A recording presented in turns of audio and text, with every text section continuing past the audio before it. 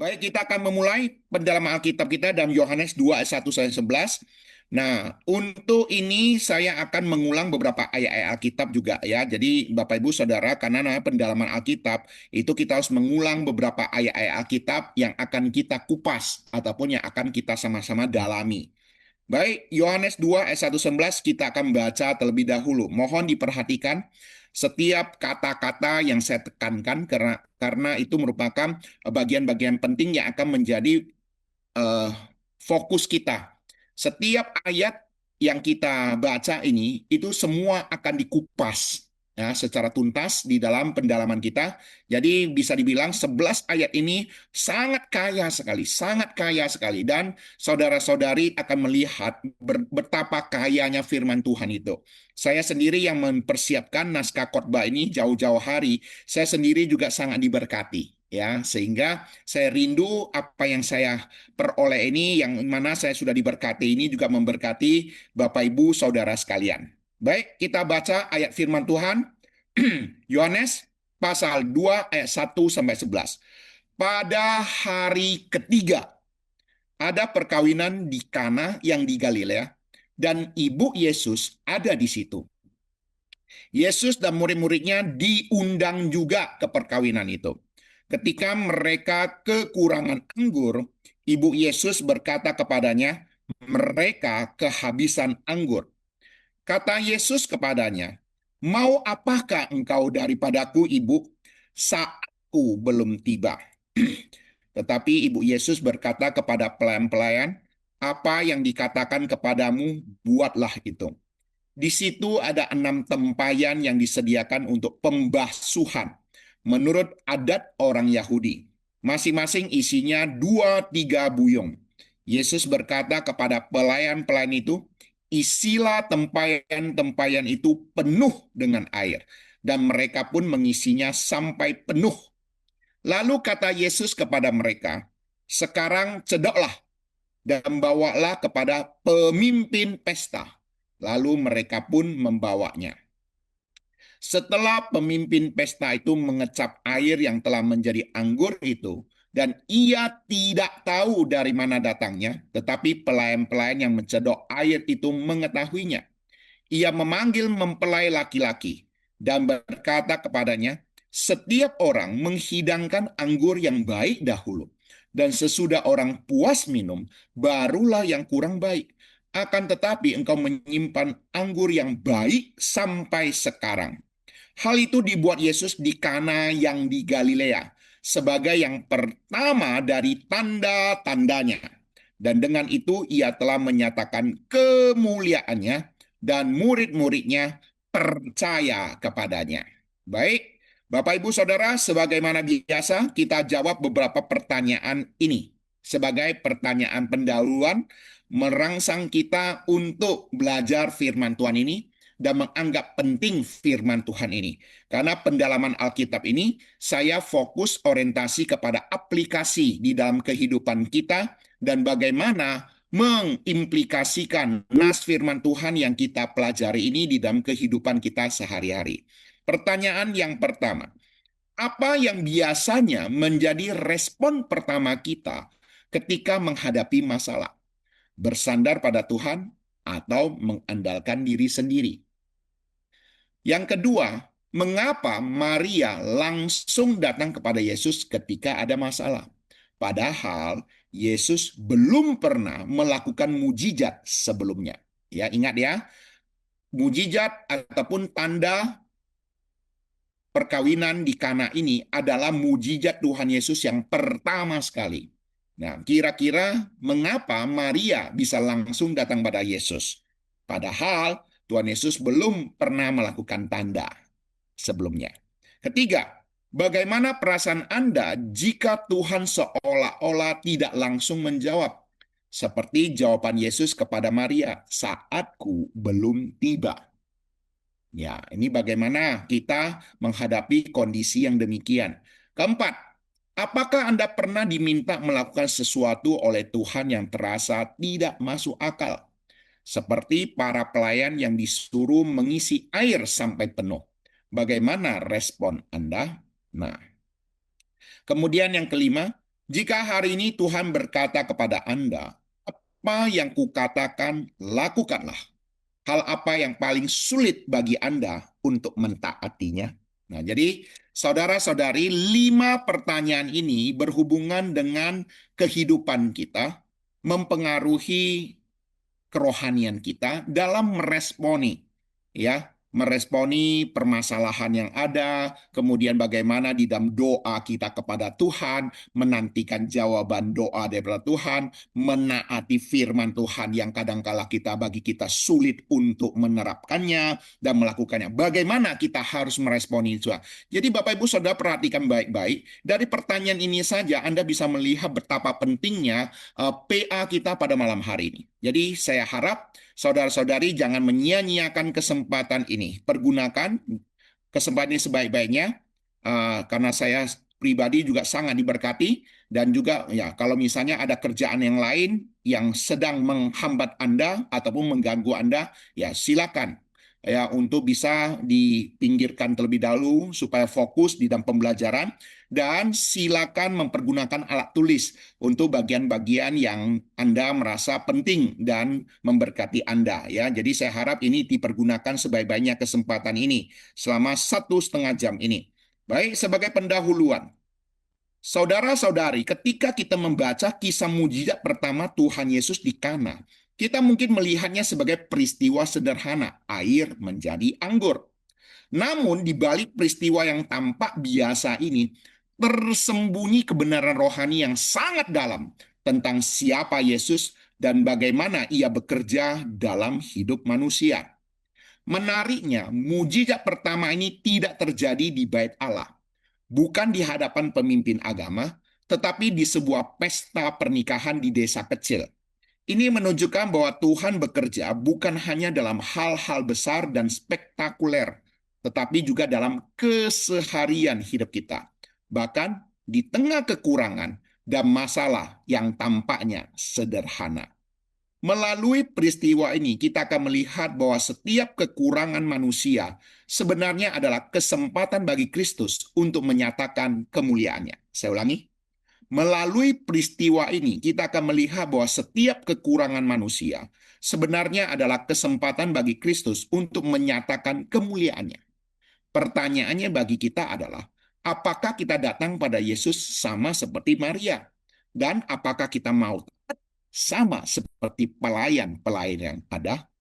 Nah, baik. Perhatikan, kita kembali akan memfokus kepada 4 ayat firman Tuhan yang pertama. Yohanes 2 ayat 1-4. Pada hari ketiga ada perkawinan di Kana yang di Galilea, dan ibu Yesus ada di situ. Yesus dan murid-muridnya diundang juga ke perkawinan itu. Ketika mereka kekurangan anggur, ibu Yesus berkata kepadanya, mereka kehabisan anggur. Kata Yesus padanya, mau apakah engkau daripadaku, ibu? Saatku belum tiba. Perhatikan di dalam ayat pertama. Di ayat pertama itu fokus pada perkawinan di Kana. Pada hari ketiga ada perkawinan Kana di Galilea dan ibu Yesus ada di situ. Nah, kalau kita perhatikan di sini ada konteks waktu, yaitu pada hari ketiga. Pada hari ketiga yang dimaksud di sana dihitung dari kapan? Ya, kalau Bapak Ibu Saudara masih ingat, di dalam PA kita pada minggu yang lalu itu berbicara tentang murid-murid yang mengikut Tuhan Yesus. Ya, ada murid-murid yang mengikut Tuhan Yesus. Nah, di sanalah perhitungan daripada hari ketiga yaitu apa? Hari ketiga dihitung sejak Yohanes 1:43-51 tentang panggilan Filipus dan Nathanael yang terjadi pada waktu itu. Ya, jadi hari ketiga yaitu pada saat Tuhan Yesus memperoleh murid-muridnya yang pertama. Nah, sebagai penafsir kitab ya yang terkenal Leon Morris dan Herman Ridderbos melihat bahwa hari ketiga mengingatkan pada kebangkitan Yesus. Ini menunjukkan bahwa seluruh pelayanan Yesus sejak mujizat pertama sudah diarahkan pada kematian dan kebangkitannya sebagai puncak kemuliaan Allah, bukan sekedar simbolisme tetapi penggenapan rencana kekal Allah dalam sejarah. Dengan kata lain, kata pada hari ketiga di sana dicatat untuk mujizat yang pertama itu berhubungan erat dengan kematian dan kebangkitan Tuhan Yesus. Jadi saudara-saudari perhatikan, para penafsir-penafsir Alkitab bisa melihat mengapa hari ketiga itu sengaja dicatat. Kenapa tidak dibiarkan saja untuk tidak dicantumkan? Tetapi para penafsir Alkitab tidak mau menyia-nyiakan. Ketika penulis mencatat hari ketiga, pasti punya maksud. Dan penafsir Alkitab mengingatkan bahwa ini adalah hari kebangkitan. Dengan kata lain, konteks daripada perkawinan di Kana ataupun mujizat pertama ini memiliki hubungan yang sangat erat sekali dengan Injil. Ya, yang dimaksud dengan Injil adalah berita tentang kematian dan kebangkitan Kristus. Kemudian ada kata lokasi di sana, yaitu di Kana Galilea. Kana adalah desa kecil terpencil dan dipandang rendah oleh orang Yahudi di Yerusalem. Allah memulai karya agungnya bukan di pusat kuasa agama atau politik, yaitu di Yerusalem, tetapi di tempat yang sederhana. Ini konsisten dan dengan inkarnasinya Yesus, yaitu firman yang mulia menjadi manusia hina dan diam di antara kita. Tidak ada makna mistis atau keistimewaan tempat itu. Justru menunjukkan kerendahan hati Allah dalam menyatakan kemuliaannya. Kita bisa melihat ketika Tuhan Yesus lahir, dia memilih kota kecil bernama Bethlehem, tempat hina bernama kandang ternak. Ketika mujizat pertamanya dilakukan di Kana, desa kecil di Galilea. Ini sesuatu menunjukkan sebuah penyataan bukan masalah tempat yang diprioritaskan.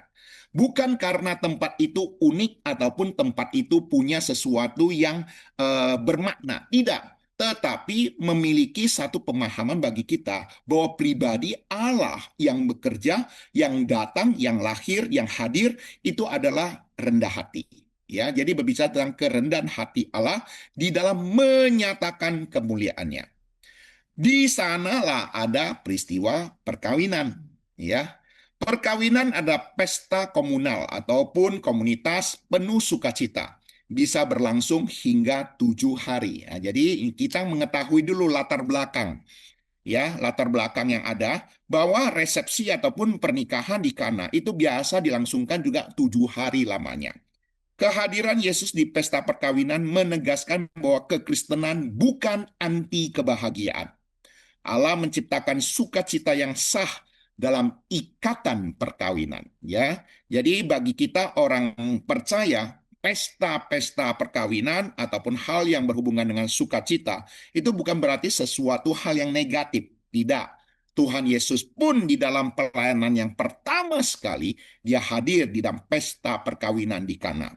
Namun, sukacita duniawi harus selalu tunduk pada kemuliaan Allah dan tidak menjadi penyembahan berhala. Artinya apa penyembahan berhala di sini?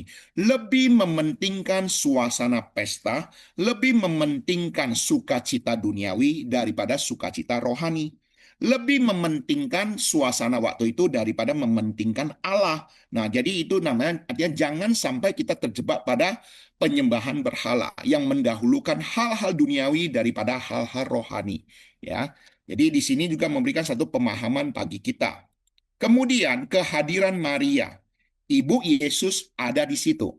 Nah, di sini perlu diketahui ada beberapa tokoh-tokoh Alkitab, tokoh-tokoh yang dicatat di dalam Yohanes 2 ayat 1 sampai 11 dan semua tokoh itu punya peran masing-masing, ya. Dan kalau kita perhatikan perannya masing-masing itu bukan sebuah kebetulan penulis mencatatnya. Semuanya punya makna. Semuanya bisa kita pelajari secara rohani. Oke. Kehadiran Maria. Ibu Yesus ada di situ. Maria hadir sebagai seorang ibu yang peduli pada kebutuhan keluarga. Ya, kalau kita perhatikan peran ibu Tuhan Yesus pada saat itu sangat berperan. Bahkan pelayan-pelayan pun taat kepada dia. Nah, kira-kira ya memang di dalam Alkitab tidak mencatat secara jelas apakah punya hubungan keluarga yang sangat erat, famili atau apapun. Memang tidak dicatat, tetapi peran Tuhan Yesus, peran Maria sangat dominan di sana. Dia ketahui anggur yang habis. Dia juga bisa memerintah pelayan-pelayan yang ada. Berarti dia sepertinya punya peran yang sangat penting pada saat pesta tersebut, ya. Nah, namun demikian, Maria bukanlah Hawa baru. Ingat ya, Yesus Kristus adalah Adam. yang kedua. Tapi ini bukan berarti Maria adalah Hawa baru atau Hawa kedua.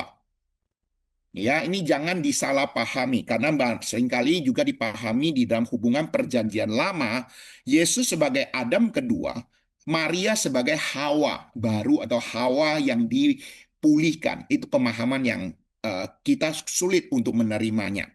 Maria bukanlah Hawa baru, bukan juga perantara dan tidak memiliki peran khusus dalam keselamatan selain sebagai manusia biasa yang dikaruniai iman, ya. Teladan Maria ialah ia peka terhadap masalah, membawanya kepada Yesus dan kemudian berkata kepada pelayan, apa yang dikatakan Yesus kepadamu, lakukanlah. Itu adalah iman yang tunduk pada firman Kristus, bukan beriman pada Maria. Dengan kata lain, Maria menuntut pelayan-pelayan menaati firman Kristus atau menaati perkataan Yesus Kristus. Jadi di sini berbicara tentang otoritas ada pada Kristus, bukan pada Maria, ya. Nah, ini nanti perlu saya sampaikan juga di bagian tengah ya. Kemudian di dalam satu ayat ini juga kalau kita perhatikan dalam hubungan dengan perjanjian lama, perhatikan begini. Di Taman Eden, keluarga pertama jatuh dalam dosa di tengah kelimpahan.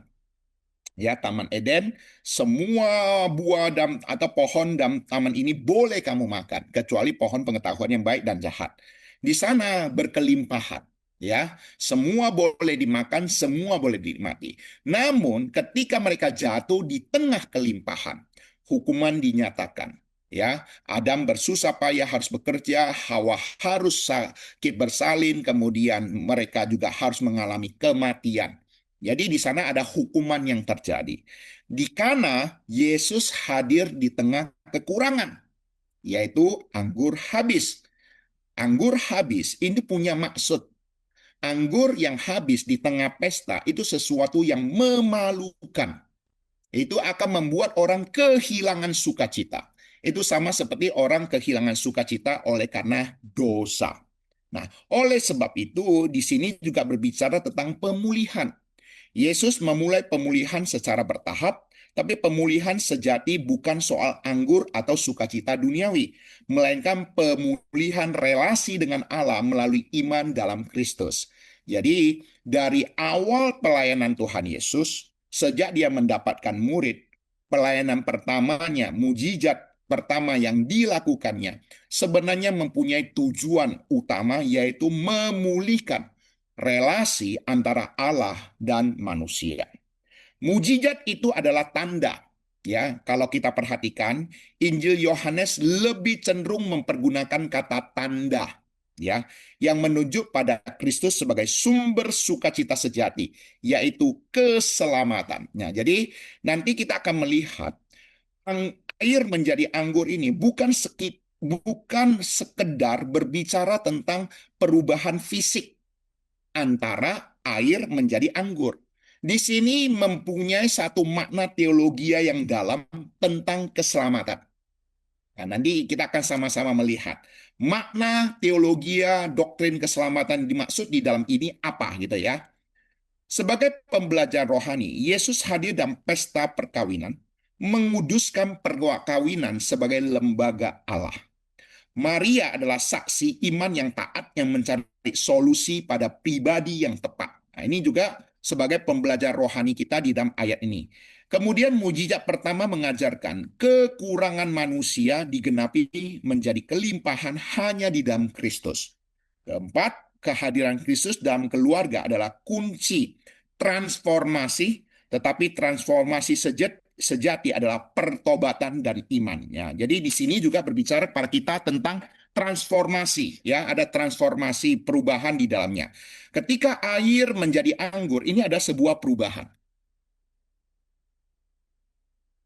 Ya, jadi di sini juga akan mengajarkan kepada kita tentang transformasi. Doktrin keselamatan di balik peristiwa air menjadi anggur. Nah, ini secara sekilas saya akan singgung terlebih dahulu di awal. Transformasi air menjadi anggur, ini ada gambaran transformasi keselamatan. Air biasa diubah menjadi anggur yang terbaik. Air yang biasa atau air biasa diubah menjadi anggur yang terbaik. Ini bukan sebuah kebetulan. Ini memiliki makna teologia di dalamnya. Air di dalam tempayan itu biasa dipergunakan menurut hukum Taurat sebagai ritual penyucian. Ritual penyucian. Air tempayan itu sebagai ritual penyucian dalam adat istiadat hukum Taurat. Kemudian anggur baru ini berbicara tentang sukacita dan kelimpahan dalam keselamatan. Ya, jadi makna rohani keselamatan bukan dari ritual lama. Ini berbicara tentang keselamatan bukan oleh karena ritual lama, bukan oleh karena hukum Taurat, tetapi dari karya Kristus yang mentransformasi hidup secara total, yaitu Injil. Ya, jadi di sini berbicara dari pembasuhan air sesuai dengan kitab Taurat, hukum Taurat, menjadi sukacita anggur baru, yaitu sukacita dan kelimpahan di dalam Injil Kristus, ya, di dalam kehidupan Injil Kristus. Ya, untuk mendalami ini nanti kita akan melihat lebih jelas lagi di dalam pembahasan di ayat selanjutnya. Namun ini menjadi pengantar perlu kita ketahui, ya, supaya kita punya satu persiapan untuk mengerti makna air menjadi anggur ini bukan sekedar perubahan secara fisik, tapi punya makna rohani yang mendalam, ya, tentang karya keselamatan, pemulihan Allah dan manusia di dalam diri Yesus Kristus. Nah, sekarang kita perhatikan di dalam ayat kedua, Yesus dan murid-muridnya diundang juga ke perkawinan itu, dan Tuhan Yesus hadir. Ya, jadi di sini berbicara kepada kita bahwa Yesus dan murid-muridnya juga hadir, bukan hanya ibu Tuhan Yesus, tapi Yesus dan murid-muridnya dia hadir. Nah, sekarang pertanyaannya adalah, ada 5 murid yang hadir waktu itu, yaitu murid-murid yang pertama. Jadi kalau kita perhatikan, ada 5 murid sebagai saksi.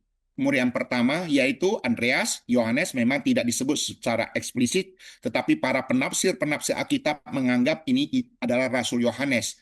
Karena di dalam Injil Yohanes, Yohanes sendiri kadang dia tidak menyebut namanya sendiri. Kemudian Simon Petrus, Filipus, Nathanael. Jadi total ada 5 orang. Mereka dipanggil bukan karena kelebihan mereka, tetapi karena anugerah daripada Allah. Nah, ini juga perlu saya tekankan juga. Mujizat air menjadi anggur, ini bukan oleh karena Maria yang menyuruh Tuhan Yesus melakukannya. Ingat loh, Maria tidak menyebut. Maria tidak memerintahkan Tuhan Yesus mengubah air menjadi anggur. Tetapi di sini ada kedaulatan daripada Allah. Nah, ini kita akan melihat di sini tentang anugerah Allah, akan kedaulatan daripada Allah yang bekerja. Dan inilah intisari daripada pengajaran doktrin reform yang harus kita pahami. Segala sesuatu yang kita lihat, starting point-nya adalah theos dan logos, focusing point-nya juga adalah theos dan logos, finishing point-nya juga adalah theos dan logos. Nah, di dalam nas firman Tuhan yang kita baca ini, kita akan melihat 3 prinsip ini hadir. Ya, starting point-nya, focusing point-nya, dan finishing point-nya. Ya, ini theos dan logos ini kelihatan jelas sekali. Oke. Nah, sekarang kita lihat lagi apa tujuan utama ketika mujizat dilakukan, murid-murid hadir. Itu pasti punya tujuan di sananya. Ya, nanti kita akan melihat di bagian akhir, mujizat ini tujuan utamanya bukan untuk memenuhi kebutuhan anggur, melainkan untuk menyatakan kemuliaan Kristus dan menguatkan iman murid-muridnya. Jadi perhatikan baik-baik. Sekalipun waktu itu peristiwa yang terjadi adalah kekurangan anggur, tetapi tujuan utama daripada mujizat ini bukan memenuhi kebutuhan anggur di tengah pesta perkawinan. Tetapi tujuan utamanya adalah menyatakan kemuliaan Kristus dan menguatkan iman murid-muridnya. Jadi di sini perlu diketahui kenapa dicatat kenapa perlu dicatat bahwa murid-murid Tuhan Yesus hadir di dalam perkawinan di Kana ini. Ya, ya ini nanti di dalam ayat ke-11 akan kita bahas lagi. Kemudian John Calvin mengatakan iman murid-murid sebelum mujizat masih lemah dan bercampur keraguan. Ingat loh, mereka kan masih awal. Ya, Yesus menggunakan tanda untuk menguatkan iman yang sudah ada, bukan untuk menciptakan iman dari ketiadaan. Ini maksudnya ngerti tidak?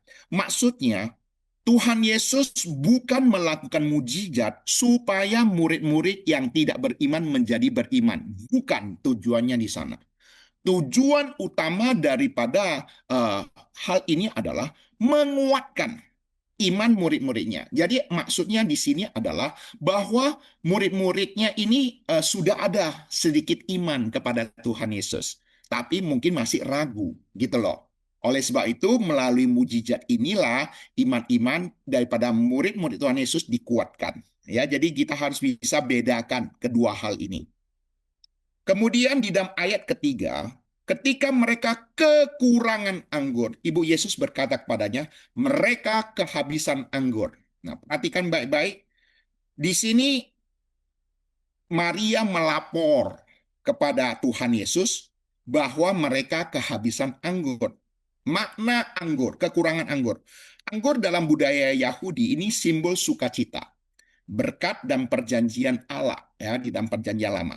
Kehabisan anggur di pesta ini sesuatu aib, sesuatu yang memalukan secara sosial.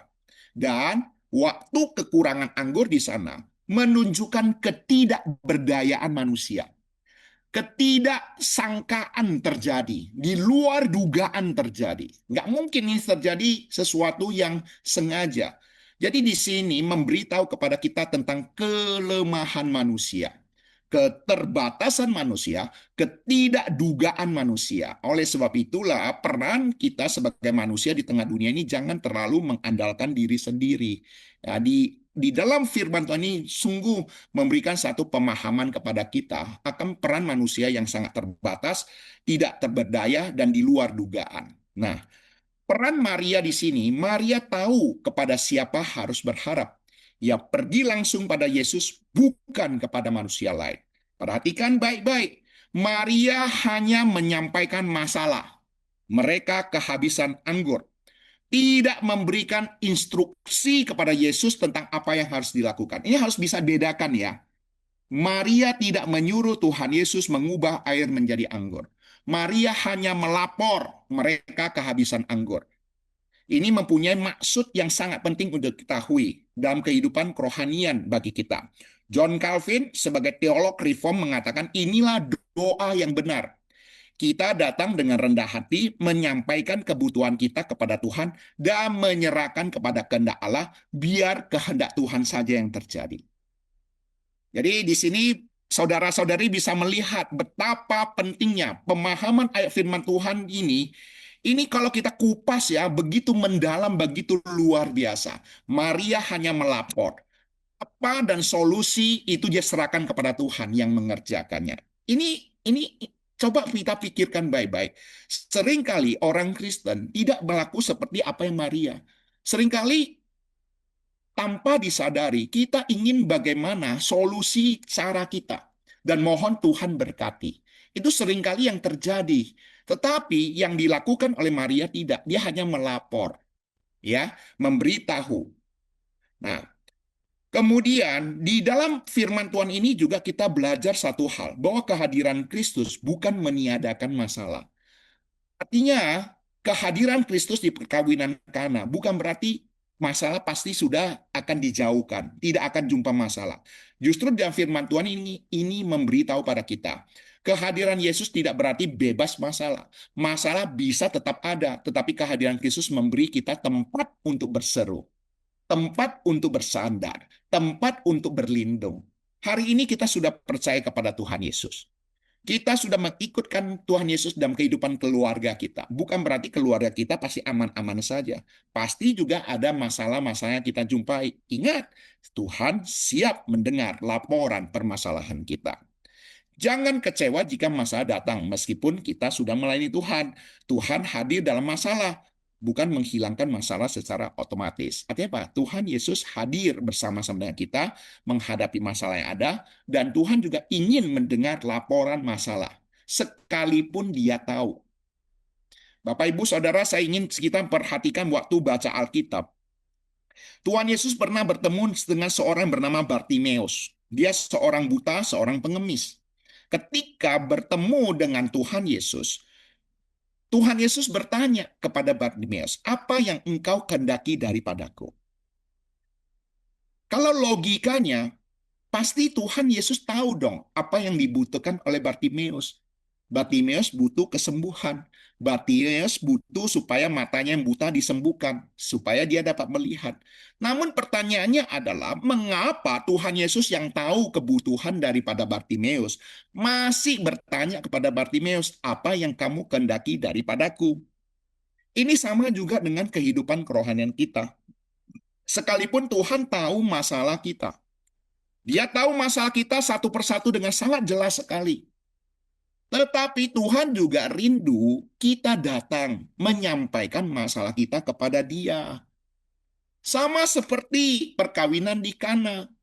Saya yakin dan percaya 100% sebelum Maria melaporkan mereka kehabisan anggur, Tuhan Yesus sudah tahu. Dan ketika Maria datang memberitahu pada Tuhan Yesus, bukan berarti Tuhan Yesus kaget. Apa yang terjadi? Bukan begitu. Pasti Tuhan Yesus juga sudah tahu akan hal ini. Ya, jadi ini harus menjadi pembelajaran yang penting dalam hidup kita. Kemudian, makna teologia di sini tentang anggur. Air menjadi anggur, ini ada transformasi dari hukum Taurat. Ya, air menjadi anggur, ini ada transformasi dari hukum Taurat, yaitu air pembasuhan yang tidak mampu menyelamatkan menjadi Injil yang membawa sukacita keselamatan. Jadi air menjadi anggur ini adalah sebuah transformasi, ya, sebuah gambaran transformasi. Ini semua penafsir-penafsir Alkitab mengerti akan hal ini, ya. Nah, kemudian yang menjadi perdebatan adalah anggur yang dibuat Tuhan Yesus itu punya alkohol atau tidak. Itu yang seringkali dipertanyakan juga. Namun oleh karena Alkitab tidak mencatatnya, saya rasa tidak perlu kita mengetahui Alkitab anggur yang dibuat Tuhan Yesus itu beralkohol atau tidak. Tetapi yang perlu kita tekankan adalah makna rohaninya, bahwa anggur yang dibuat Tuhan Yesus adalah anggur yang terbaik dan berlimpah. Ya, mungkin saya lebih cenderung ke sana, ya, daripada spekulasi bahwa anggur itu beralkohol atau tidak beralkohol. Yang ingin saya sampaikan di sini bahwa anggur yang dibuat Tuhan Yesus itu adalah anggur yang terbaik, ya, dan juga berlimpah waktu itu. Mujizat ini juga menunjukkan kemurahan Allah yang melimpah. Ratusan liter anggur yang berkualitas terjadi, ya, gitu. Itu para penafsir Alkitab mengatakan bahwa kondisinya demikian. Ya, ini makna teologis dari anggur. Nah, sebagai aplikasi praktis bagi kita, bahwa kita juga belajar seperti Maria, peka terhadap kebutuhan sesama. Ya, peka terhadap kebutuhan sesama.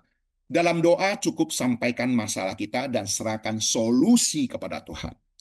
Jangan mengukur kehadiran Tuhan dari ada tidak adanya masalah, tetapi dari damai sejahtera di tengah masalah. Artinya begini, jangan mengukur kehadiran Tuhan. Kalau saya jumpa masalah, ada masalah berarti Tuhan tidak bersama dengan saya.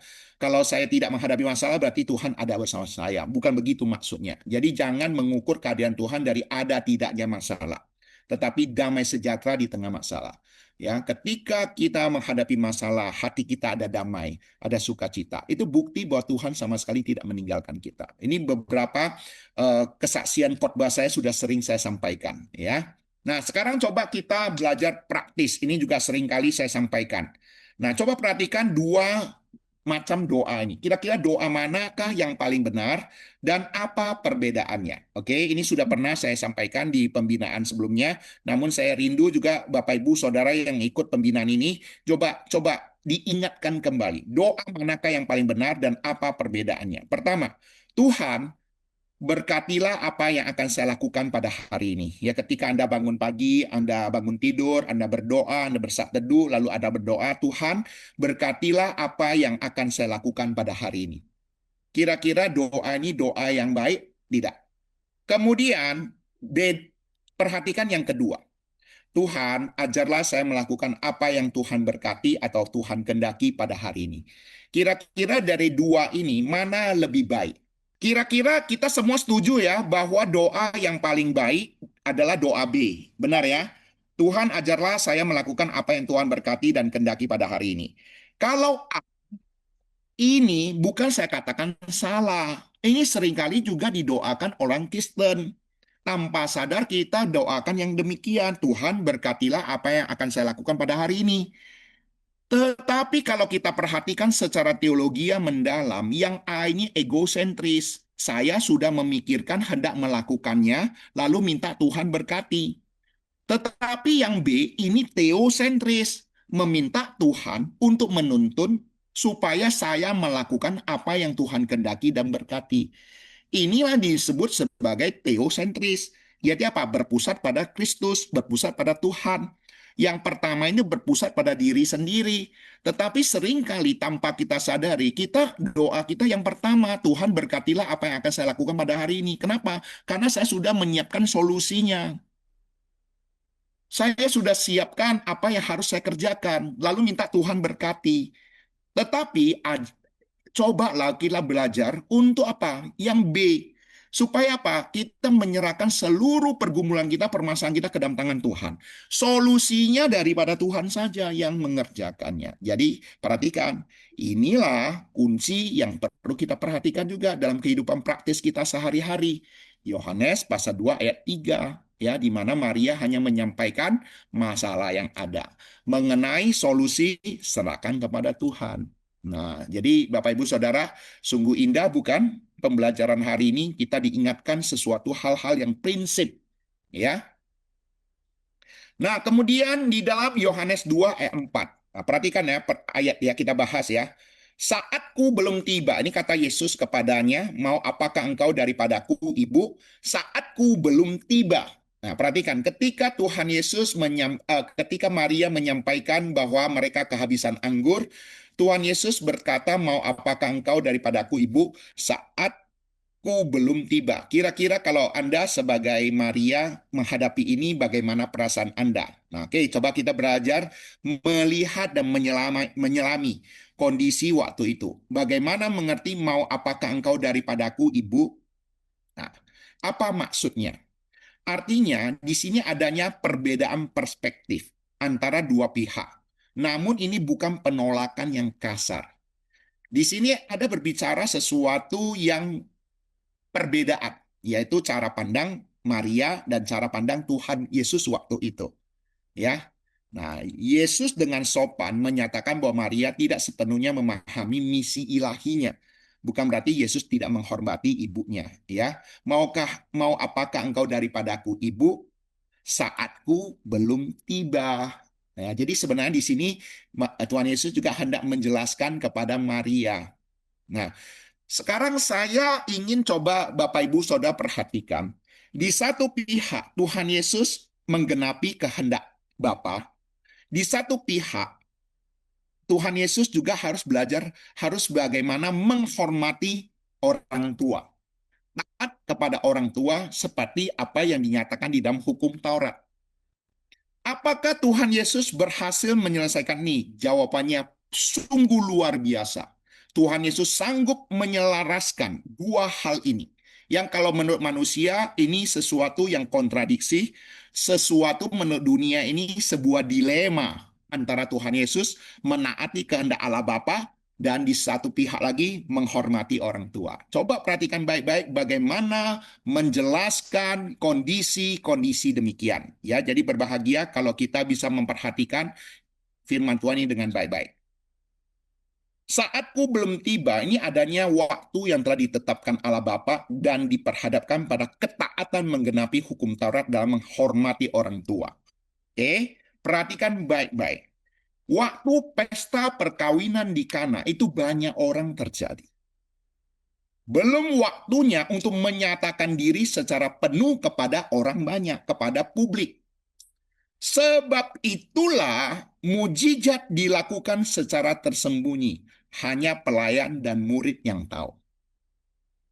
Bukan diekspos keluar supaya orang banyak tahu. Karena apa? Waktu Tuhan Yesus menyatakan diri kepada orang banyak, belum waktunya.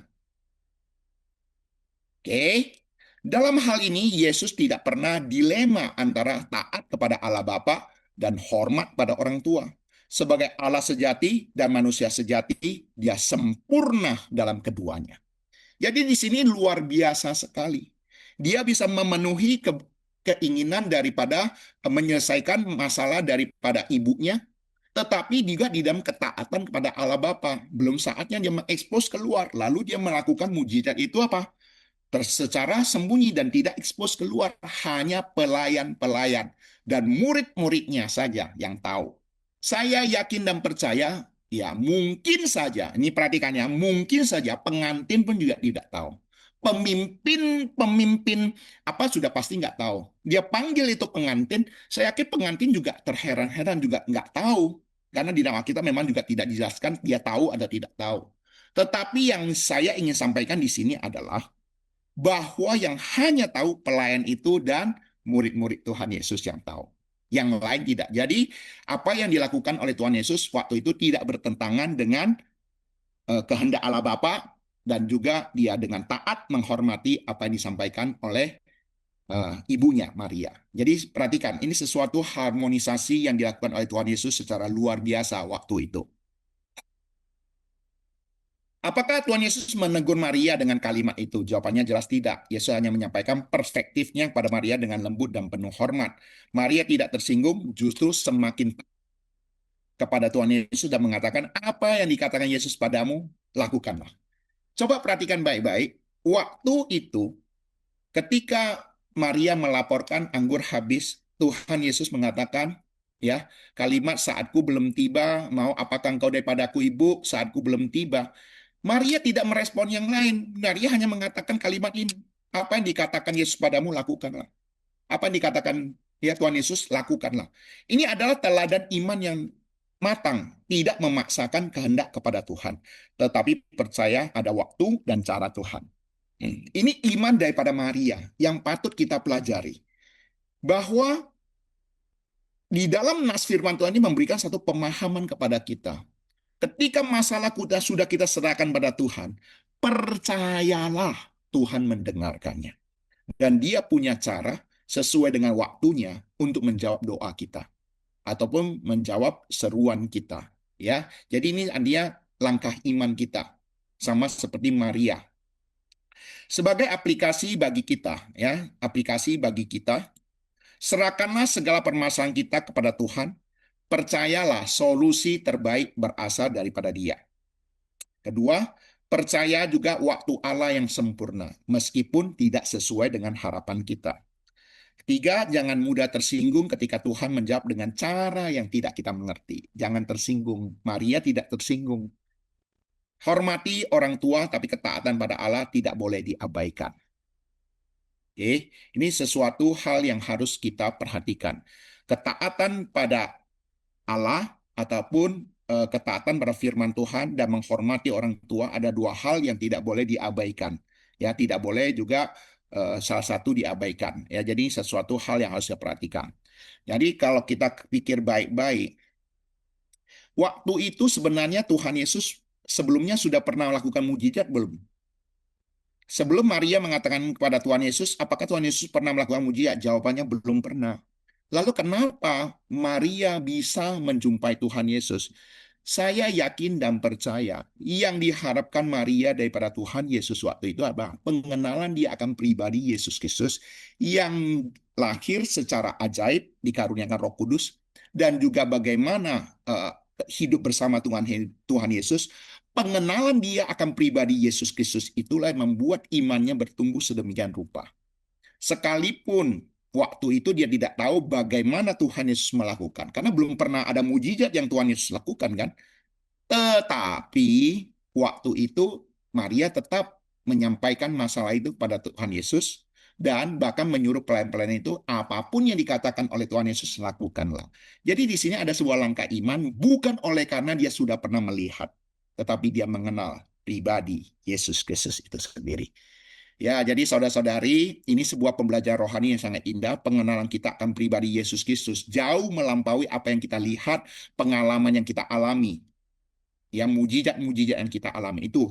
Ya, jadi pengenalan pribadi kita akan diri Yesus Kristus jauh lebih penting daripada mujizat, jauh lebih penting daripada apa yang pernah kita alami.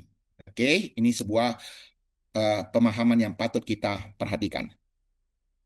Nah, kalau kita bisa simpulkan secara sederhana sampai di sini saja, kita bisa melihat kitab suci adalah satu-satunya otoritas tertinggi. Kristus adalah pusat seluruh mujizat dan tanda. Iman diberikan oleh anugerah, bertumbuh melalui firman dan tanda-tanda yang menyertai. Maria adalah manusia biasa yang beriman, bukan perantara, juga bukan hawa baru. Mujizat tanda yang menuju pada kemuliaan Kristus dan menguatkan iman, bukan tujuan akhir. Waktu Tuhan selalu sempurna, tidak perlu dipaksakan oleh manusia. Doa menyampaikan kebutuhan dengan rendah hati dan menyerahkan solusi kepada hikmat Allah. Sukacita sejati adalah keselamatan dalam Kristus, bukan oleh karena anggur duniawi, bukan oleh karena kenikmatan duniawi atau makan minum duniawi ini. Ya, ini beberapa penekanan-penekanan di dalam firman Tuhan yang kita pelajari tadi. Sebagai pesan Yohanes 2 ayat 1-4. Perhatikan, ini penekanannya. Seperti Maria. Marilah kita membawa setiap pergumulan pada Kristus dengan iman yang tunduk pada firman. Berkata, apa yang dikatakan Yesus kepadamu, lakukanlah. Percayalah bahwa dia tahu waktu yang terbaik untuk menyatakan kemuliaannya. Bagi keselamatan kita dan hormat bagi namanya saja. Ya, jadi ini sini perhatikan baik-baik. Apa yang dikatakan Yesus padamu, lakukanlah. Ini adalah satu kalimat yang sangat penting. Ya, di dalam pesan Yohanes 2 ayat 1-4. Sekarang kita lanjutkan Yohanes 2:58 ya, ini yang dikatakan Ibu Yesus kepada pelayan-pelayan, apa yang dikatakan padamu, buatlah itu. Di situ ada 6 tempayan disediakan untuk pembasuhan menurut adat orang Yahudi. Masing-masing isinya 2-3 buyung. Yesus berkata kepada pelayan-pelayan itu, isilah tempayan-tempayan itu penuh dengan air. Dan mereka pun mengisinya sampai penuh. Lalu kata Yesus pada mereka, sekarang cedoklah dan bawalah pada pemimpin pesta, lalu mereka pun membawanya. Mari perhatikan di dalam ayat kelima, ya, ini kita akan ulang sebentar. Tapi Ibu Yesus berkata pada pelayan-pelayan, apa yang dikatakan padamu, buatlah itu. Konteksnya, Maria datang kepada Yesus karena anggur habis. Yesus menjawab, ibu, apa urusanmu dengan engkau saatku belum tiba? Jawaban ini menunjukkan bahwa Yesus bertindak menurut kehendak Bapa, bukan dorongan manusia. Ingat ya, sekalipun Maria menjumpai Tuhan Yesus waktu itu, tetapi di sini kita harus melihat, ini Tuhan Yesus melakukan mujizat bukan oleh karena Maria, tetapi oleh karena kehendak Bapa. Makna perintah Maria. Ketika Maria mengarahkan pada pelayan langsung pada Yesus, ini adalah pengakuan bahwa hanya Yesus yang berotoritas. Maria dengan rendah hati mundur dan menunjuk pada Kristus semata. Jadi di sini perikop firman Tuhan ini ingin memberitahu kepada kita bahwa tokoh utamanya, otoritas yang berkuasa bukan Maria, tetapi Tuhan Yesus. Dan Tuhan Yesus dan Maria pun menunjuk kepada pelayan-pelayan untuk menaati Tuhan Yesus. Apa yang dikatakan, lakukanlah. Jadi sini otoritas bukan pada Maria, tapi otoritas ada pada Tuhan Yesus. Nah, ini perlu saya tegaskan. Kenapa? Ini ada sebuah koreksi teologia. Ya, Maria adalah teladan iman, tetapi bukan sumber iman.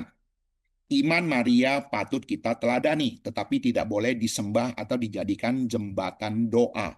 Maksudnya, supaya meminta kepada Tuhan Yesus mengabulkan doa kita, kita berdoa melewati Maria, supaya Maria memohon kepada Tuhan Yesus. Ya, jadi pemahaman gereja Injili tidak menerima pemahaman demikian. Jadi ini satu hal yang harus kita pahami.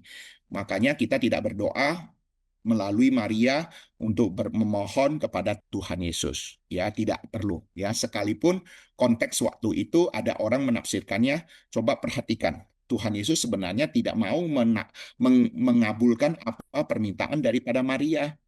Tetapi oleh karena Maria yang memohon, Tuhan Yesus menganggap ibunya yang meminta, maka akhirnya Tuhan Yesus mengabulkannya. Ingat, ini konteks yang salah, ya. Jadi pemahaman di sini harus dipahami bahwa iman Maria patut kita teladani, tapi dia bukan menjadi sarana untuk doa kita kepada Tuhan Yesus, supaya Tuhan Yesus jawab doa kita. Bukan begitu ya, ini harus dipahami.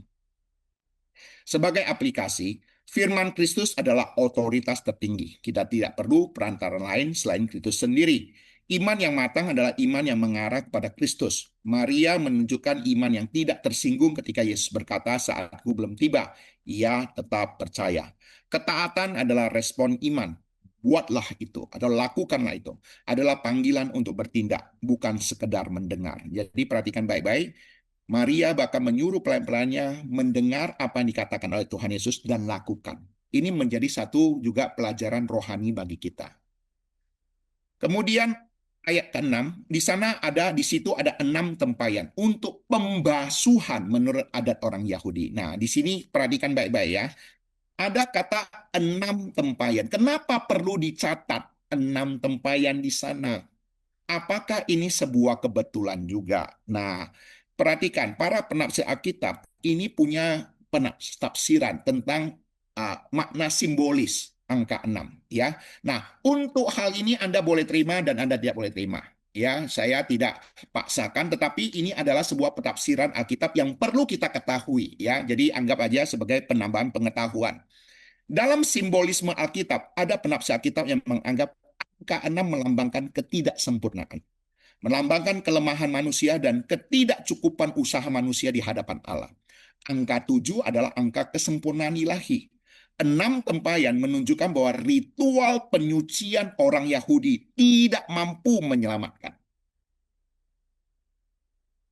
Tidak mampu memberikan sukacita yang sejati. Jadi di sini ada makna simbolis angka 6 di sana menurut penafsir Alkitab. Kemudian pembasuhan menurut adat Yahudi. Di sana juga ada katakan pembasuhan. Ini ada pembasuhan tangan ritual sebelum makan Markus 7:34 yang merupakan tradisi manusia, bukan perintah Allah.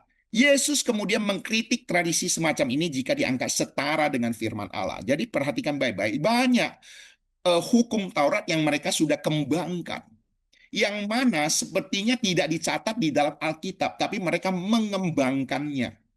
Ya, mengembangkannya, mengatakan itu merupakan hukum Taurat, yang mana itu adalah tradisi manusia turun-temurun, ya. Yang dianggap Tuhan Yesus adalah tradisi manusia, bukan hukum Taurat, bukan perintah daripada Allah. Nah, kemudian ayat ke-7 di sana katakan isilah tempayan-tempayan itu penuh dengan air. Nah, kalau kita perhatikan di sini sudah masuk ke sebuah babak baru, yaitu beralih dari Maria kepada pelayan. Ya, ketika Maria menyerahkan kepada pelayan, pelayan ini sekarang sudah ambil alih. Ya, seakan-akan di dalam konteksnya sudah beralih demikian. Ketaatan para pelayan, mereka mengisi sampai penuh. Ini adalah ketaatan yang sempurna, tanpa keraguan, tidak ada protes, tidak ada pertanyaan. Ya, ketika Tuhan Yesus mengatakan sampai penuh, mereka melakukannya sampai penuh. Ini menunjukkan satu ketaatan yang sempurna yang dilakukan oleh para pelayan-pelayan yang ada. Ya, mereka orang sederhana. Kadang-kala kalau saya melihat ya, orang-orang sederhana itu ya jauh lebih mudah taat daripada orang-orang yang akademik, orang-orang intelektual. Jadi tidak heran kalau Tuhan Yesus mencari murid-muridnya dari kaum-kaum yang eh, eh, tidak terpelajar, ya, dan juga menghargai para orang-orang yang kurang, artinya kurang terkenal dan tidak berpengaruh lah dibandingkan ahli Taurat dan orang Farisi, ya. Kenapa? Karena Tuhan Yesus menganggap orang-orang demikian itu mungkin jauh lebih bisa mudah taat daripada orang-orang yang penuh intelektual, orang-orang Farisi ahli Taurat yang menguasai kitab suci, ya. Jadi kalau kita bisa melihat di sini pengaruh dari pelayan ini, peran daripada pelayan ini sangat luar biasa. Mereka taat secara penuh. Prinsip rohani, Allah berkarya melalui sarana biasa. Tuhan Yesus mempergunakan tangan manusia untuk melakukan mujizatnya. Sekalipun Tuhan Yesus bisa melakukannya tanpa manusia. Wong alam semesta diciptakan tanpa unsur manusia, tangan manusia kok. Tetapi kadangkala Allah mempergunakan tangan manusia untuk menggenapi apa yang dikehendakinya. Ini memberikan pengajaran rohani bagi kita. Allah menghormati partisipasi manusia dalam rencananya. Iman diwujudkan dalam tindakan nyata. Mujizat sering terjadi setelah manusia taat dan bukan sebelumnya. Jadi di sini juga berbicara pada kita, ketaatan kita menggenapi kehendak Allah. Ya, jadi mujizat di sana yang saya apakan bukan mujizat yang spektakuler. Kadang-kala Allah sudah mempersiapkannya kepada kita, kehendaknya bagi kita. Hanya saja Tuhan juga menghendaki kita menaati, melakukannya, baru kehendak Tuhan itu dinyatakan. Nah, jadi pemahaman mujizat di sana bisa dinyatakan demikian juga bahwa kehendak Tuhan yang terjadi. Pola ketaatan dalam Alkitab. Musa mengulurkan tongkat, Laut Merah terbelah. Mujizat laut terbelah itu kehendak Tuhan. Ketika apa? Musa mengulurkan tongkat. Kalau Musa tidak mengeluarkan tongkat, sekalipun kehendak Tuhan sudah ada, tapi kalau Musa tidak mengeluarkan tongkat, Laut Merah itu tidak terbelah. Kenapa? Karena Allah menghargai partisipasi manusia, tangan manusia bekerja. Para imam melangkah sungai Yordan dan air terbelah. Artinya apa? Ketika kaki mereka menginjak air, baru air itu terbelah. Sekalipun kehendak Tuhan sudah dinyatakan kepada Yosua, tapi kalau mereka tidak menginjakkan kakinya ke air Sungai Yordan, ya air Sungai Yordan tidak akan terbelah. Jadi di sini harus kita melihat pemahaman di sini, muja di sini apa? Kehendak Tuhan terjadi karena Allah menghargai manusia, tangan manusia, partisipasi manusia. Murid-murid membagikan roti, 5.000 orang saya kenyang. Ya Tuhan Yesus juga memberikan perintah pada murid-muridnya supaya mereka duduk berkelompok-berkelompok. Dan Tuhan Yesus juga bertanya pada mereka, yang ada pada mereka apa? 5 roti, 2 ikan. Artinya apa? Tuhan Yesus menghargai pemberian anak kecil. Tuhan Yesus menghargai apa yang mereka sudah lakukan. Dan mujizat dinyatakan. Jadi di sini berbicara apa? Ketaatan mendahului mujizat. Atau apa? Ketaatan itulah menggenapi kehendak Allah yang terjadi. Ya, sekalipun jauh-jauh hari Tuhan sudah mempersiapkannya, tapi Tuhan juga menggerakkan kita untuk melakukannya. Dan ketika kita tak melakukannya, kehendak Tuhan itulah tergenapi. Aplikasi, jangan menunggu mengerti segalanya baru taat. Ya, sama seperti pelayan itu tidak harus tunggu mengerti sempurna dulu baru taat. Istilah tempayang, hidup Anda dengan firman Tuhan secara penuh. Artinya apa? Marilah kita belajar firman Tuhan sebanyak-banyaknya. Ya, mengisi bejana ataupun tempayan hidup kita, tempayan tubuh kita dengan firman Tuhan sampai penuh. Tuhan sanggup memberi kelimpahan bagi yang taat. Jangan hanya ya pemahaman kelimpahan di sini jangan hanya orientasi pada kelimpahan jasmani, tapi juga kelimpahan secara rohani. Ya, Penafsiran Yohanes 28 mencedok dan membawa. Sekarang cedoklah dan bawalah pada pemimpin. Jadi ketika pelayan-pelayan itu sudah melakukannya, sudah selesai, sekarang ada perintah lagi daripada Tuhan Yesus pada pelayan itu. Sekarang cedoklah dan bawalah pada pemimpin pesta. Ini sesuatu hal yang patut kita ketahui. Ini luar biasa. Pelayan ini juga punya iman yang luar biasa, yaitu apa? Iman yang penuh resiko. Ini langkah iman yang beresiko. Perhatikan baik-baik. Yang mereka tahu yang dituangkan air. Mereka juga belum pernah mendengar namanya mujizat-mujizat air menjadi anggur. Tetapi ketika Tuhan Yesus menyuruh dan pelayan itu melakukannya. Para pelayan belum melihat perubahan apapun. Air masih air, namun mereka mencedok dan membawa pada pemimpin pesta. Ini adalah iman yang berani. Berani apa? Dipermalukan demi Kristus. Berani apa? Berani menanggung resiko yang ada. Yang dibawa ada apa? Pemimpin pesta. Itu orang yang berpengaruh waktu itu. Dan bisa bilang selain pengantin, mereka adalah pemimpin pesta itu orang yang sangat berpengaruh. Ya, nah, kemudian mengapa dibawa kepada para pemimpin pesta? Ini perlu juga diketahui. Pemimpin pesta adalah ahli dalam menilai anggur. Ini harus diketahui. Ya, kenapa harus dibawa kepada pemimpin pesta? Karena pemimpin pesta itulah yang sudah terbiasa meminum anggur yang baik dan anggur yang tidak baik. Pemimpin pesta itu ahli dalam menilai anggur dan Tuhan Yesus tidak takut diuji. Kesaksian dari seorang ahli yang netral lebih meyakinkan daripada kesaksian daripada murid atau keluarga Yesus. Ya, coba bandingkan kalau minuman itu dibawa ke murid Tuhan Yesus ataupun murid minuman anggur air yang sudah dianggur itu dibawa ke Maria. Ya, kenapa tidak dibawa ke Maria saja? Karena Maria yang memberitahu. Tapi justru kenapa kepada pemimpin pesta? Itu pasti punya maksud di sana, ya. Jadi di sini memberitahu kepada kita bahwa pemimpin pesta itulah akan menjadi saksi bahwa bahwa air sudah menjadi anggur dan anggur yang terjadi itu adalah anggur yang terbaik, anggur yang berkualitas. Pemimpin pesta berkata, engkau menyimpan anggur yang baik sampai sekarang. Ini menunjukkan Yesus memberi yang terbaik, bukan sisa-sisa. Seringkali berkat Tuhan juga datang di akhir setelah proses iman. Ya, jadi ini juga memberitahu pada kita bahwa sesungguhnya Allah di dalam kehidupan rohani kita, sampai akhir kehidupan kita, Tuhan sebenarnya memberikan yang terbaik bagi kita. Ya, jangan berpikir waktu kita awal jadi orang Kristen saja baik-baik. Tuhan memberkati kita. Tidak, seumur hidup kita sampai akhir hidup kita, Tuhan tetap memberikan anggur yang berkualitas terbaik dalam kehidupan kita. aplikasi bagi jemaat. Jadikan firman Kristus sebagai satu-satunya otoritas, bukan tradisi, bukan pendapat manusia, bukan pengalaman subjektif.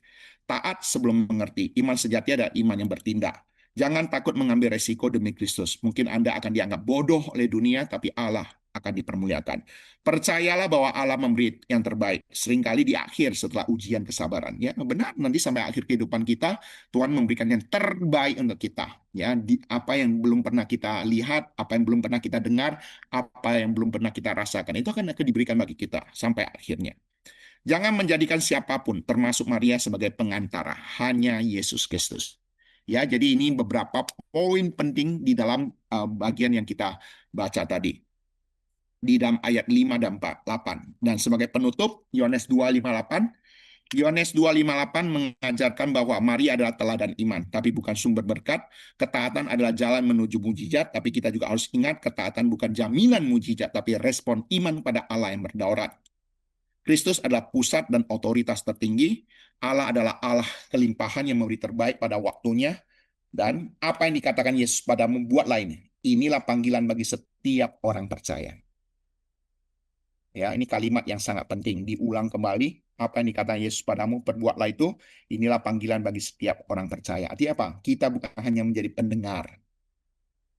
Ya, pembelajaran hari ini juga memberitahu kita bukan hanya sebagai pendengar firman, tapi kita juga boleh menjadi pelaku-pelaku firman. Ya, Tafsiran 2:9-10, ya, perhatikan ini tafsiran dua tafsiran. Setelah pemimpin pesta itu mengecap air yang telah menjadi anggur dan ia tidak tahu dari mana datangnya, tapi pelayan-pelayan yang mencedok air itu mengetahuinya. Ia memanggil mempelai laki-laki dan berkata kepadanya, setiap orang menghidangkan anggur yang baik dahulu dan sesudah orang puas minum barulah yang kurang baik. Akan tetapi engkau menyimpan anggur yang baik sampai sekarang. Nah, jadi perhatikan baik-baik. Ketika pemimpin pesta itu sudah mengecap airnya dan merasakan bahwa anggur yang diminum ini anggur yang berkualitas, ya. Pemimpin pesta sebagai saksi yang tidak sadar apa yang terjadi, ya. Ketidaktahuan tentang asal-usul anggur justru menegaskan kemurnian mujizat itu. Ini secara tidak langsung menjadi kesaksian yang objektif bahwa air benar-benar telah menjadi anggur tanpa ada rekayasa manusia, ya. Kemudian kebiasaan pesta, tradisi menyajikan anggur terbaik di awal didasarkan pada pertimbangan indera pengecap masih segar. Setelah tamu puas minum, dapat berarti setelah mereka banyak minum hingga kepekaan berkurang, anggur yang kurang baik disajikan. Ini kebiasaan pesta waktu itu. Ya, tetapi dari pujian pemimpin pesta justru tanpa sadar menjadi pernyataan teologi tentang keunggulan karya Kristus. Ya, yang mana mempersiapkan kualitas yang terbaik. Prinsip kerajaan Allah terbalik dengan prinsip dunia ini. Cara dunia yang terbaik di awal, kemerosotan di akhir, kenikmatan fana, kemuliaan sesaat. Tetapi cara Allah, penderitaan mungkin saja bisa terjadi dalam kehidupan kita orang percaya. Kemudian kita diingatkan akan kemuliaan yang Tuhan sediakan bagi kita. Inilah ada prinsip doktrin akhir zaman yang konsisten dengan Alkitab. Orang yang terakhir akan menjadi yang pertama. Yesus sendiri pun merendahkan dirinya. Lalu dia ditinggikan. Dia mengalami penderitaan, sisaan, kematian, dan dimuliakan. Ya, jadi di sini dibandingkan perbedaannya. Prinsip kerajaan Allah dengan prinsip dunia ini. Jadi apapun yang kita terjadi di dalam hidup kita dalam dunia ini, jangan terlalu cepat ambil kesimpulan. Yang jelas kemuliaan yang daripada Tuhan sudah tersedia bagi kita sampai akhirnya. Nah, sebagai aplikasi eskatologi ataupun aplikasi di akhir zaman, mujizat Kana adalah tanda. Ya, itu bahasa aslinya ada Simeon yang menunjuk pada pesta perjamuan kawin anak domba Allah. Anggur terbaik yang disimpan hingga akhir zaman adalah sukacita sempurna di hadirat Allah yang tidak dapat dibandingkan dengan penderitaan saat ini. Jadi kalau kita mau pahami mujizat perkawinan di Kana ini, air menjadi anggur, ini juga berbicara tentang pesta perjamuan kawin anak domba Allah yang akan kita sama-sama nikmati di dalam kekekalan bersama dengan Tuhan yang mengasihi kita dan menikmati sukacita sempurna yang daripada Allah. Ya, jadi di sini juga berbicara tentang eskatologi. Jadi di dalam pembelajaran kita, kalau kita perhatikan baik-baik, bukan hanya berbicara tentang perjanjian lama, pengupasan perjanjian lama, dan konteks di Injil yang kita kupas, tapi juga berbicara tentang eskatologi yang akan terjadi di akhir zaman. Sebagai dimensi pastoral dan aplikasi ketaatan para pelayan, mereka mencedok air dan menurut tanpa bertanya. Ini gambaran iman yang taat, melakukan apa yang diperintahkan Kristus meskipun tidak masuk akal secara manusia. Pelayan melayani secara tersembunyi dan tidak mencari pujian. Ya, jadi kalau Bapak Ibu Saudara mendengarkan renungan saya pagi hari ini tentang hati para pelayan, ini merupakan bagian daripada persiapan saya, ya, yang juga kiranya boleh memberkati Bapak Ibu Saudara tentang hati para pelayan itu bagaimana. Ya, jadi kita ini ada pelayan-pelayan Tuhan, pelayan-pelayan Kristus, hati pelayan seharusnya bagaimana. Ya, silakan kembali perhatikan renungannya, dalam bentuk tulisan ada, dalam bentuk lisan ada. Nah, sekarang perhatikan keheranan dunia. Ketika orang percaya bersuka cita di dalam penderitaan, ini mengherankan dunia. Ya, dalam khotbah minggu yang lalu saya sudah jelaskan, bergembira dan duka cita berjalan seiring. Menghadapi pencobaan bergembira. Ini mengherankan dunia. Memberi di tengah kekurangan. Mengasihi musuh. Ini akan membuat dunia heran. Itulah anggur terbaik yang tidak dapat dihasilkan oleh sistem dunia manapun. Ya, jadi artinya apa? Kita mengherankan. Sama seperti pemimpin pesta itu terheran-heran akan apa yang terjadi. Demikian juga dalam kehidupan kita orang percaya, mengherankan dunia ini. Dengan apa? Bersuka cita di dalam penderitaan, bergembira di tengah-tengah pencobaan yang ada, tetap bisa memberi di tengah kekurangan, dan tetap mengasihi dan bahkan tidak membenci musuh kita. Ya, bahkan mendoakan mereka. Jadi ini sesuatu yang mengherankan dunia. Itulah sesuatu yang bisa kita pelajari dari kisah ini. Sebagai peringatan pengajaran, jangan menjadikan mujizat Kana sebagai dasar teologi kemakmuran. Yesus tidak menjanjikan anggur terbaik secara jasmani untuk setiap orang percaya di dunia ini. Yang ia ada janjikan adalah sukacita rohani yang melampaui keadaan dan kemuliaan kekal di akhir zaman. Jadi saya mau juga sebagai peringatan bagi kita, sekalipun waktu itu air menjadi anggur, berkualitas dan juga berkelimpahan. Tetapi jangan hanya orientasi kepada hal-hal yang bersifat duniawi. Kalau Anda hanya fokus pada duniawi, itu sayang sekali, ya, karena pembelajaran utama daripada teologi ya itu bukan ke sana, ya, bukan ke sana. Kesimpulannya, mujizat di Kana menyatakan kemuliaan Yesus sebagai Kristus Anak Allah, anggur terbaik melambarkan superioritas anugerah Kristus atas hukum Taurat sebagai jalan keselamatan. Artinya anugerah Kristus melampaui hukum Taurat sebagai jalan keselamatan. Sukacita kerajaan Allah yang melampaui kenikmatan duniawi, kepenuhan berkat rohani yang telah disimpan bagi umat pilihan Allah di akhir zaman. Yang terbaik sudah disediakan bagi kita pada akhirnya. Jadi ini orientasi yang harus kita pikirkan.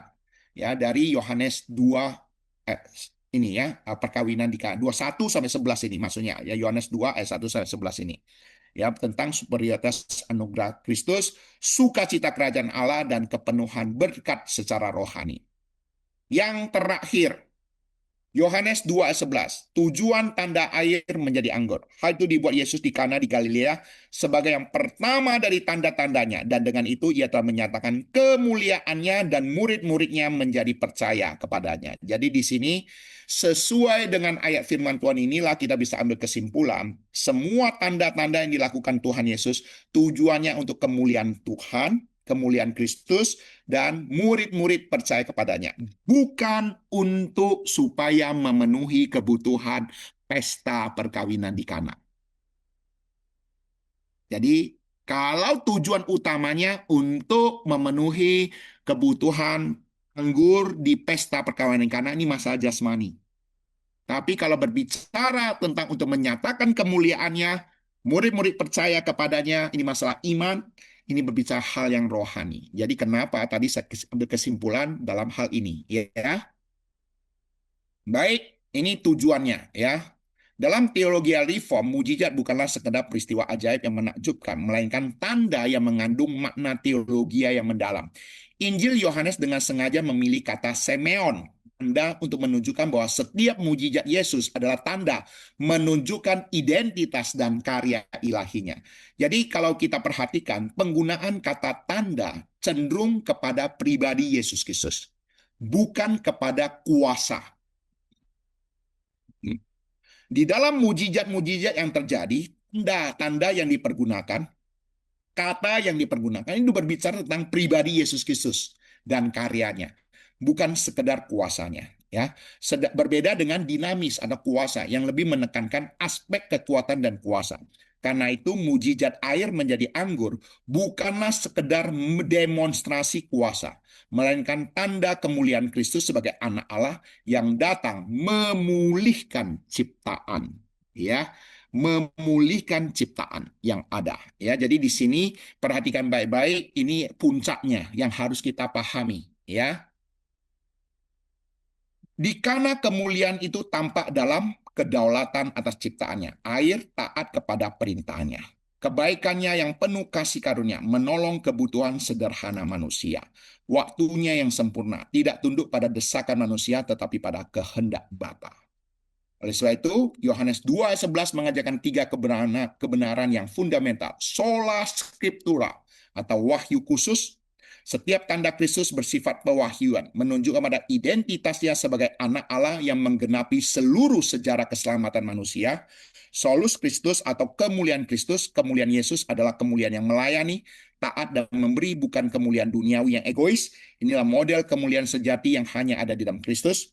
Dan sola fide, iman yang bertumbuh, hanya iman. Tujuan akhir tandanya adalah iman yang terus dikuatkan dan dipelihara oleh Roh Kudus melalui firman dan sakramen menuju kepada pengenalan yang sempurna akan Kristus. Jadi di sini memberikan sebuah pemahaman kepada kita dalam Yohanes 2 ayat 11.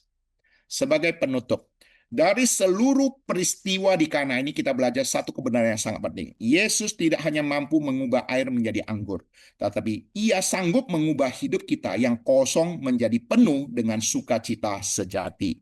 Tanda mujizat ini bukan sekedar tentang kebutuhan jasmani, tetapi menunjuk pada karya keselamatan yang mengubahkan hati manusia.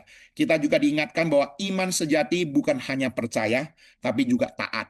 Seperti perkataan Maria, apa yang dikatakan Yesus padamu, buatlah itu. Itulah inti kehidupan orang percaya. Ketika kita belajar taat, bahkan sebelum melihat hasilnya. Akhirnya, mari kita akhiri pembelajaran hari ini dengan satu komitmen.